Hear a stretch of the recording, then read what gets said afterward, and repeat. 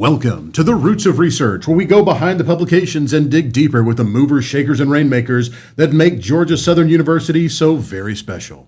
I'm your host, Dr. David Weindorf, and today I'm thrilled to be joined by two of our faculty from the Waters College of Health Professions, Dr. Joe Kardouni and Dr. Bryan Riemann. Dr. Kardouni is an associate professor in the Department of Clinical Sciences, as well as the executive director of the Tactical and Occupational Performance Institute, or TOP. He holds a PhD in Rehabilitation and Movement Science from Virginia Commonwealth University, a Doctor of Physical Therapy from Baylor, a Master of Physical Therapy from the Army Baylor program, and a degree in Biology from Ole Miss. He's board certified as both an orthopedic and a sports clinical specialist. Before joining Georgia Southern in 2023, Joe spent more than 20 years as a physical therapist in the U.S. Army, retiring as a lieutenant colonel, with assignments that ranged from Army Forces Command and Airborne Service to the Army Research Institute of Environmental Medicine and the 3rd Special Forces Group, including multiple tours in support of combat operations. Dr. Riemann is a professor in the Department of Health Sciences and Kinesiology and the director of our Biodynamics and Human Performance Center. He's been a part of this institution since 2006, when he joined what was then Armstrong Atlantic State University, which later merged with Georgia Southern. Bryan's path runs from a bachelor's in athletic training at Westchester University to a master's in sports medicine at the University of North Carolina to a PhD in the same field at the University of Pittsburgh. He's a certified athletic trainer and currently holds a research fellowship with the Army Research Institute of Environmental Medicine. Together, they have played important roles in building the Institute, grounded in the idea that soldiers, firefighters, and first responders that we count on are athletes in their own right, whose training and recovery deserve the same science that we give our elite competitors. Gentlemen, thank you so much for being with me this morning, and welcome to the show. Thank you. Thank you. Absolutely. So, Joe, let me start with you. The term tactical athlete refers to military and first responder populations who need unique physical training strategies to optimize their performance in the field. Can you unpack that a little bit for our listeners? How is a soldier or a first responder like an athlete? Well, thanks, David. And that question was one that we got a lot back in like the mid-2010s, and actually in 2015 we published an article from USAREM, the U.S. Army Research Institute of Environmental Medicine, kind of describing what it meant to be a tactical athlete. So what we broke it down to was simplistically is it's someone who requires a baseline level of physical and mental preparedness in order to do their job, upon which they build their technical and tactical skill. So in that sense, a tactical athlete is like a traditional athlete. Of course, there are multiple levels of athletic or athleticism or athletic competition. It's the same thing for tactical athletes. And we would get pushback sometimes from various folks as we would publish papers, kind of saying that service members may not be elite athletes. And we said, well, we never said that. Right. So, right. Yeah. But very similarly, because service members, whether they be first responders or whether they be in the military, represent a cross-section of American society. Yeah. And just like we have multiple types of athletes in American society, whether it be recreational, professional, Right. amateur, whatever the case may be, they have a different level, but the same tenets apply. They still want to be physically and mentally prepared, and they want to develop skill for whatever it is that they compete in. Absolutely. That makes a lot of sense. And we actually see that on display all the time through the service academies, where they actually have athletes that are out there. They're kind of combining both of those skills that they're learning. So that's really great stuff. Well, listen, you both took different roads to get here, right? Joe through a full Army career, Bryan through athletic training, sports medicine, and biomechanics. For each of y'all, how did that path shape the questions that you're chasing now in terms of research? Well, I mean, for the early part of my career, I definitely was chasing athletes and looking at neuromuscular control of joint stability after various athletic injuries, the biomechanics of rehabilitation, injury prevention. I sort of grew tired of it after a while, and I started looking at more about physical activity across the lifespan, got into some fall risk kinds of activities. And I guess it was probably about 8 years ago when USAREM first contacted me about collaborating. And that was my first entry into this tactical athlete space. And immediately I loved it. It was taking the same research skill set that I'd had and just applying it to a different group. Yeah. And, that was going great. And then with with Joe joining the faculty, it was perfect timing. And Right. so, hence, that's how I wound up here. Absolutely. Dream combination getting you two guys together. Joe, what about for you? Well, I was a clinician initially in the Army, and I was really enjoying applying my craft. I was with a special forces group, which gave me just a phenomenal perspective on what it meant to be part of a high-performing organization. And I would see our guys come in with various injuries that were due to the rigors of the job that they've been doing for multiple years, because special operations soldiers, particularly special forces, are usually a little bit older. They're a little bit more seasoned, so the wear and tear has crept up on them. Yeah. And so I would look at them with the skill set I had and think, wow, I think we can do better. So I decided to go back to work on my PhD. The Army has scholarship programs for that, so I did that. Yeah. Then I went to USARIUM, got some great research and development experience there, and then was fortunate to move on to larger scale human performance program development with both the Army's 18th Airborne Corps and then with U.S. Army Forces Command, which is the largest operational command in the Army. So that kind of, I got the industry experience and always, loved academia Yeah. and thought that this opportunity here at Georgia Southern just really gave us the opportunity to bring both of those fields together, at least for myself, and then, work with folks like Bryan all the Yeah. time, and Yeah. it's been a wonderful experience. Perfect combination. That is fantastic. And Well, it was very interesting because from the beginning that we sort of met, we started talking, and immediately we talked the same talk. right. There's Which different- probably involves a lot of acronyms, I'm guessing, right? There is, but the first thing was like, all right, I'm going to be able to work with this guy because we used both the same software platform, Right. Motion Monitor. Yeah. And so immediately it was like, okay, this is going to work. Yeah, absolutely. Oh, that is fantastic stuff. Well, building off of that, the Top Institute, by the way, that's the best name of an institute on campus, the Top Institute. It brings together a lot of different professionals from across the Waters College of Health Professions. You've got clinicians, you've got scientists, strength and conditioning experts, many, many more. How do all of these different approaches come together, and how does such a wide range of expertise help to achieve what the Institute is chasing after? I think under the umbrella of human performance enhancement, injury prevention, to be successful, you need an interdisciplinary team. Right. You need all these different expertise, and the same translates over to a research space. Yeah. And so it's a natural fit here, Yeah. because the College of Health Professions has so many different folks with clinical backgrounds that Right. can feed into it. Yep. In addition, we've got some seasoned researchers, and so all of that makes for a successful mission. And I know you have things like bone density scanners and motion tracking equipment. Just talk a little bit about the kinds of equipment you all are using over there. Yeah, definitely a lot of motion capture, Okay. a lot of force measurement, certainly body composition, bone density, but also on the physiology side of things, looking at things like heart rate, arterial stiffness, baroreceptor sensitivity, all those kind of metrics Wow. also feed into it. Yeah. In the past, we've done collaborations with the med tech folks, looking at blood draws. They're able to process a lot of blood markers, and so it is a natural fit.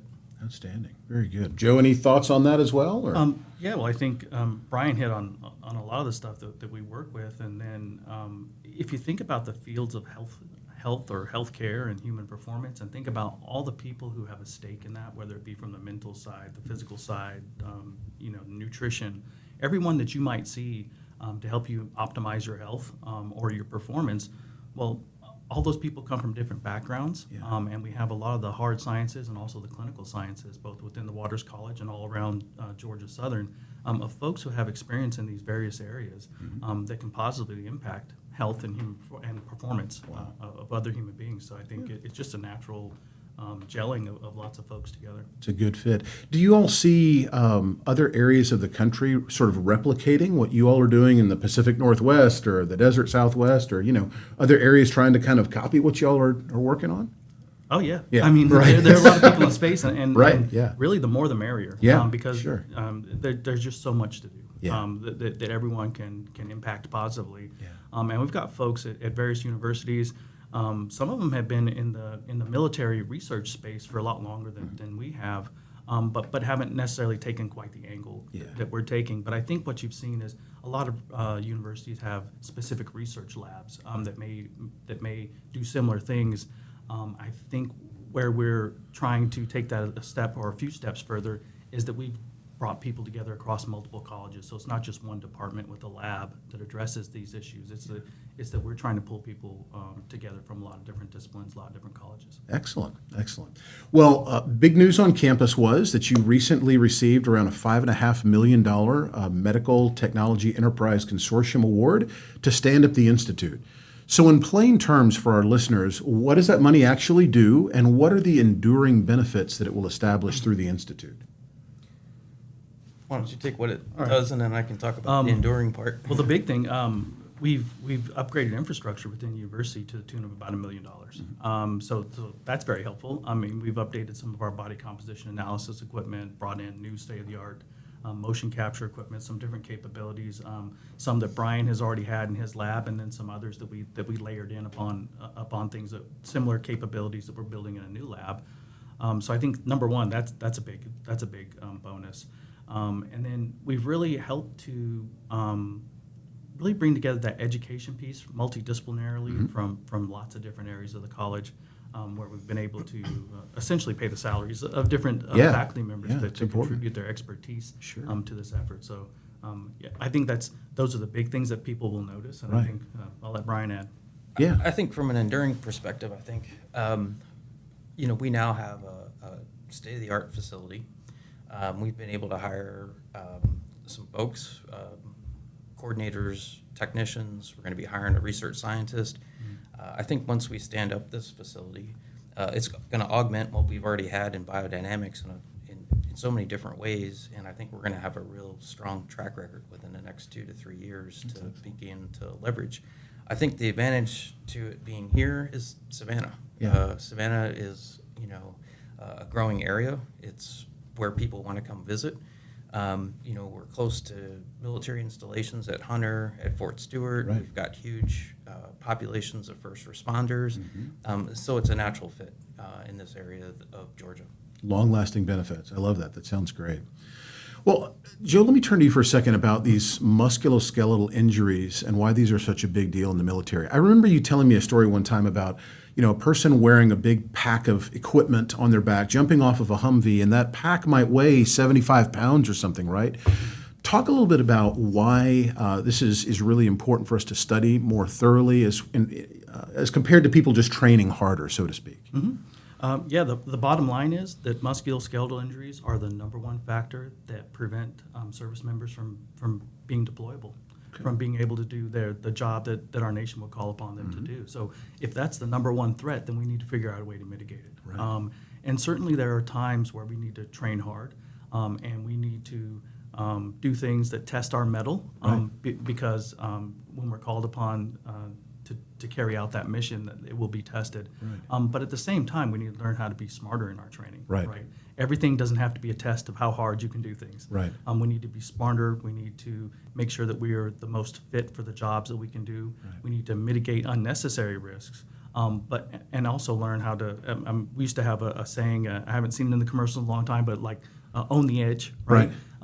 You need to live on the edge sometimes, but you need to stay on the better side of that edge so that you don't fall off. Right? And so I think just mitigating that threat, that's the number one thing. And I remember sitting down with the 4-star general who was the commander of Forces Command, and when we were building the holistic health and fitness program for the Army, which is essentially the largest human performance program in the world.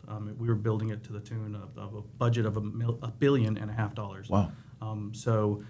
It was a big undertaking, and he looked at me and he just said, well, the number one way I'm going to judge this program is my deployability rates. Right. He needs to have people ready to do the mission. So, that just brings it home for him. Yeah. You can't have them in the field if they're sitting on the sidelines. They're not, accomplishing the mission, so to speak. So, well, Bryan, let me switch over to you for a second. Much of your work is about preventing injuries and keeping people moving well over a lifetime. And I'm telling you, I've got my tracker on. I try to get my 10,000 steps in every day.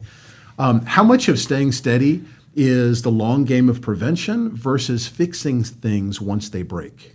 Yeah, certainly injury prevention's been foremost in my mind from the beginning as an athletic trainer. One of the pillars of being an athletic trainer is injury prevention. There are things that we can prevent, and there's things that we can't prevent. We certainly want to take a look at what we can prevent. And not just the injury incidence itself, I think, is important. is also the long-term consequences of that injury. Yeah. To put it in a military context, a lot of service members leave with osteoarthritis, a lot of chronic overuse injuries that impact them for a lifetime, and it leads to a lot of quality of life challenges. Right. While movement's certainly important, we really have to target movements to have a purpose, to try to correct, try to mitigate some of the stresses that service members sustain. Yeah, and I can tell you, from personal experience, as you get to midlife, it's a different recovery profile than when you were 25, right? I mean, the recovery is longer. You have to be more deliberate about it and those kinds of things. So that prevention is really key, making sure you train appropriately. So, well, listen, one thing that I was really impressed with, you all recently hosted a conference. I stopped by this about a week or so ago. And this conference, I believe, was a confluence of two previous events, the Peer Fitness Leader Summit and the Human Performance Optimization Conference. So we kind of bundled those together. Talk a little bit about this most recent conference and give us a deep brief on how it went. No, bottom line is it went really well. Great, great. We were very happy. We got a lot of positive feedback. Folks loved being in the area. Actually got more applications for the research scientist position from folks that came down. So That's great. It must have been a positive experience to some Yeah. degree or another. And we built upon the success that folks have had at Georgia Southern for the past several years, and combined efforts from both the Armstrong campus and the Statesboro campus. Yeah. So I think we brought together folks who had kind of gone to the conferences for maybe a little bit different reason, Right, but now yeah. we brought it under one umbrella, and I think it's great to bring folks together like that. When you bring together we'll call them operators, whatever, the first Right. responders, the Right. military, the folks who actually do the job, the folks who care for them Yep. on the health and human performance side, and then bring in the researchers too. Yeah. I think it's important to have all those folks in the same room Yep. because then they get to understand the perspective of one another. Right. Otherwise, if we're all working independently, we think we get it. Right. We think we get what they're saying. We read something about Yeah. it, right? Yeah. But I think once you get people there, they start to talk more. Yeah. You see people speaking with one another who perhaps wouldn't have otherwise. So I Right. think it's great. I think we're going to build from it. Yeah. It went really well. The hotel and downtown Savannah was a great place, and people were able to relax and get away from whatever it may have been, the office, the patrol, whatever the case Yeah, may be, that's right. and bring things together in a place that looks like vacation Yeah. and work at the same time. Right. Well, and I will say on the day that I went to stop by the conference, I noticed a couple of things. There were people there literally from all over the country. I talked to one gentleman from Grand Rapids, Michigan. And so, I mean, I know there was, participation from across the country. And there was also a lot of muscle in that room. I mean, as you look around, we've got local firefighters, EMS. I'm like, oh my gosh, these people are really fit and working out, which is fantastic. And that really leads me into my next question. I mean, you all mentioned we have Hunter Army Airfield. We have Fort Stewart right here in our backyard. We also have, police, fire, EMS, all these different agencies. How much does being embedded in and around these communities enhance the work that you all are doing? We absolutely need those folks to be involved, Yeah. to provide input, to provide us direction, to tell us what are their challenges, what are their problems. That's what drives our research questions. And so the proximity and the volume of those folks in the Savannah region really drives Right. what we're doing. We made some contacts at the conference that are going to really launch us into Right. some new spaces, for instance, with the Savannah SWAT team. Yep. Which is going to be a natural extension of Yeah. some of the things that Joe and I have been doing with our military focus. Right. So Right, it's right, right. absolutely critical to have that population. Oh, that's amazing. That is amazing. And to have them right here in our local area is fantastic. So, well, listen, both of you all have been really involved in involving undergraduates as well as master students into serious research. I mean, they're contributors. They're not just observers. This is really a hallmark for both of you. So, what do students working in the institute actually get to do, and what do they walk away with when they're done? Start. Yep. Okay, I'll start, but the answer from my side is, well, I was following Brian's lead. I saw what Brian, how he incorporates students, and I thought, it's a natural fit for what we do. And thinking back to my time at USARIUM, with the Army labs, we used to bring in a lot of interns right out of either their bachelor's degree or right out of their master's degrees and put them around these world-class researchers Yeah. and just watch them excel. Right. And I had the opportunity, the good fortune being able to hire a few to work on our teams. And it was great, and I'd bring them in, and I'd just let them know, hey, look, we want you to be an intellectual contributor to what we're doing, and we want to contribute to your intellectual growth. Right. So this is a two-way street. And we want you to grow as much as you can and contribute to the team. Sure. And at a certain point, understanding that you may outgrow your position on this team, and we may have another one within the institute, or you may move on. Right. Right. And that's great. Yeah. That's not a negative thing. Yeah. So yeah, just trying to get the most, both get the most out of people and give them the most. And I don't mean get the most like in a taking from them, but Right. get the Yeah. most out of them, Yeah. help them realize their That's right. potential. Exactly. So help them realize their potential and just grow the intellectual products that we have. Right. going And then on. really seeing it applied out in the field, once they take what they've learned here and actually put that to use out in the real world. And that's really, being in academics for all my career, that's really the connection. Right. Too often, classroom doesn't necessarily connect, Yeah. and research is sort of seen as a different bucket. It's abstract. It's abstract, and so I've spent a career trying to bring in those undergrads, those grad students, show them, and it's not uncommon. We'll be in the lab, and I'll say, "Hey, do you remember last semester when we talked about this in class? This is what it means." Yeah. And they start to see all those connections, and so it's a natural fit, and I think it enhances their education. And many of those students have probably gone to places they might not have otherwise done so. Right. Absolutely. Many of them have terminal degrees at Yeah. this point. Yeah. That is amazing. Amazing. Well, listen, Georgia Southern University is evolving as a university, right? We are now members of the Georgia Research Alliance. We're knocking on the door of becoming a Carnegie R1 institution, right? So the question I have as we can get closer to the end here is what's next for this research and what's next for the Institute? Where do you see this going in 3, 5, 10, 20 years from now? The pie in the sky would be to have a self-sustaining institute that is self-funding, builds with the community, really engages with our strategic partners, and I think that's the next step that we're taking. It's not just the service that we can provide or the science that we're trying to explore, but having our stakeholders weigh in Right. and let us know more of what they may need Yeah. to fulfill what it is that helps them get their jobs done and improves their quality of life. So I think as we get more stakeholder engagement, we're looking to grow into that self-sustaining entity. We're also looking at different funding sources with different organizations. So Right. we will it won't morph our mission, but it'll support our mission. Probably with the DOJ, that being the Department of Justice, Yeah. and several other scientific communities Yeah. or routes that we typically Yeah. tend to take. So I think we'll do that. And just to hit on one more thing before letting Bryan give his input in this one, is that we have a huge industrial base, probably more so than people Right. realize in Right. Savannah. And I think that's going to be a natural growth because Yeah. these are folks who are also have physically and mentally Right. demanding jobs, Yep.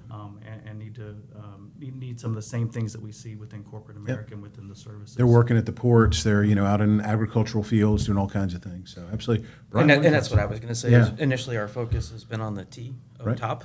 I think the natural progression is going to start to be to focus on the O, Right. occupational, Occupational. and take advantage of what's around in the Savannah area and begin to see what challenges and problems we can partner with to try to fix, to try to help those individuals as well. I love that. That's fantastic. Yeah, and for our listeners who are not from the Savannah area, it is an enormous area of economic growth. I mean, we have all kinds of investment and new corporations coming here, a huge port, that is one of the most active on the eastern seaboard, so really impressive to see. So, well, listen, as we kind of wrap things up today, the question I like to ask every guest as my parting question is, tell us one thing about each of you that we would never know about you from simply reading your research. I'm a tinkerer. Okay. I love to fix things, rebuild Okay. things, make Okay. things. Engines, that kind of stuff? engines. Okay. It doesn't matter if Okay. I've completely remodeled the house. Okay. From framing, tile, electric, plumbing. Okay. That's what I love doing on my own time. Tearing apart a boat engine on an afternoon on a Saturday, I'm in heaven. You heard it here first, folks. If you need something fixed, Dr. Riemann is your go-to source for all those things. So it's fantastic. And, and people laugh at me. I'll pick stuff up that's put out in the trash and rebuild it and sell it on eBay or No whatever kidding. and, Wow. and have at it. Oh, that's amazing. That is amazing. Joe, what about you? Similar along those same lines. I'm a bit of a gearhead and a car enthusiast. Okay. So traveling around with my job in the military, and I never really got to have that old classic vehicle that I wanted to Right, restore. So right. now I can. Oh, yeah. So yeah. you'll see me tooling around. I have a 1969 Camaro, Oh, so I bring wow. it to campus occasionally. But yeah, I like to. It's similar to Bryan. Like to tinker with things. Cars have always been something that's just I've just loved. That's The way they fantastic. work mechanically, the way they look through all the different eras of development. Yeah. And so the same thing. I kind of like to tinker with things, and Yeah. and my love is the automobile. So it sounds like beyond biodynamics, y'all have a lot in common personally there in terms of loving to fix stuff and rebuild things. That's great. Fantastic. Well, listen, to learn more about the Tactical and Occupational Performance Institute and the work of Dr. Kardouni and Dr. Riemann, just go ahead and do a search on Top Institute WCHP in your favorite browser, and it'll take you right over to it. Gentlemen, thank you so much for both being here. And until next time, I'm David Weindorf. May your curiosity always run as deep as the roots of research. And hail Southern.